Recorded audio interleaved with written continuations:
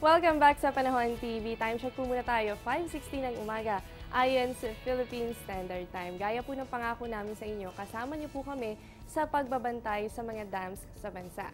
Meron po tayong tatlong pangunahing dam sa bansa. Ito nga po ay ang Magat Dam, ang Pantabangan Dam at ang Angat Dam. Dito po sa Angat Dam, siya po ang nagbibigay ng malaking porsyento ng tubig dito sa Metro Manila at sa Bulacan para sa kanilang irigasyon. Dito rin kinukuha ang enerhiya para matustusan ang pangangailangan natin sa kuryente.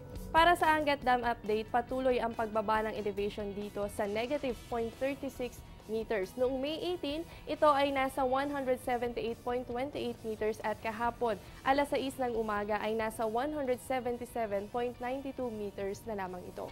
Mas mababa pa rin kumpara sa low water level nito na 180 meters. Para lubos po nating maintindihan, ang tubig mula dito sa Angat Dam ay dadaan po yan sa turbina at dadaan po yan dito sa may hydroelectric power plant na siya pong nagbibigay ng supply ng kuryente sa nasasakupan nito. Pagkatapos po niyan ay dediretso naman ito sa may Bustos Dam at dito sa may Ipo Dam. Ito pong Bustos Dam, siya po ang nagbibigay ng supply ng tubig para sa irigasyon dyan po sa Bulacan. Habang ang Ipo Dam naman ang nagbibigay ng tubig sa Lamesa Dam na siyang nagbibigay naman ng supply dito sa Metro Manila. At dahil nga po ngayon ay nasa critical level ang Angat Dam, itinigil na po muna ang pagsusupply ng tubig dito sa Bustos Dam. Yan po ay para bigyan ng daan ang pangangailangan ng tao sa ating sa tubig. Dito po yan sa Ipo Dam.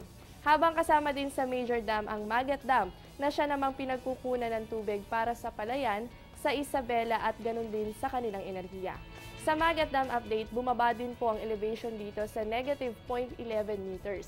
Kahapon ay nasa 167.79 meters na lamang ang tubig dito. Bagamat malayo pa yan sa low water level nito na 160 meters, nanganganib na rin na bumaba ang elevation dito kapag nagpatuloy ang mainit na panahon.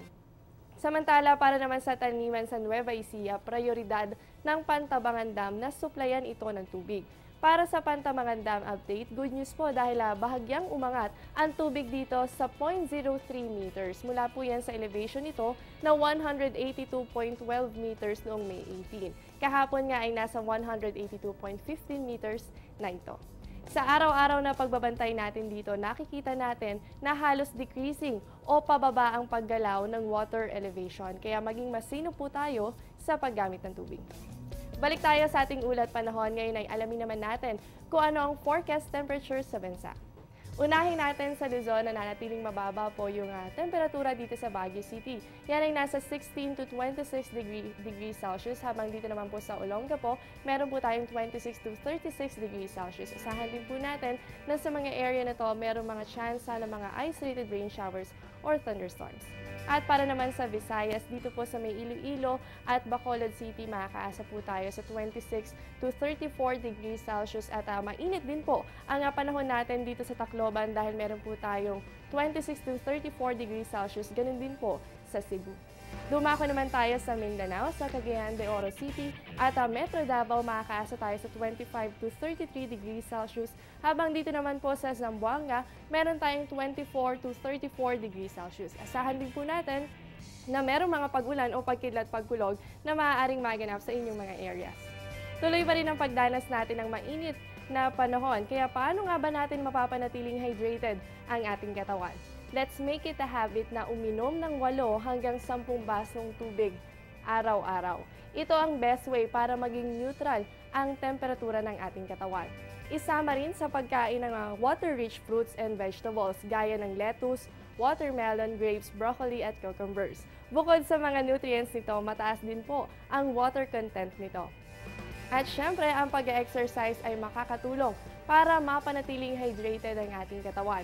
Isang paraan ito para mas mag-consume tayo ng tubig.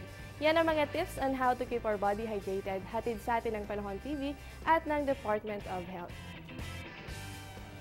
Tutok lamang dito sa Panahon TV, magbabalik po pa kami, yan makalipas ang ilang paalala.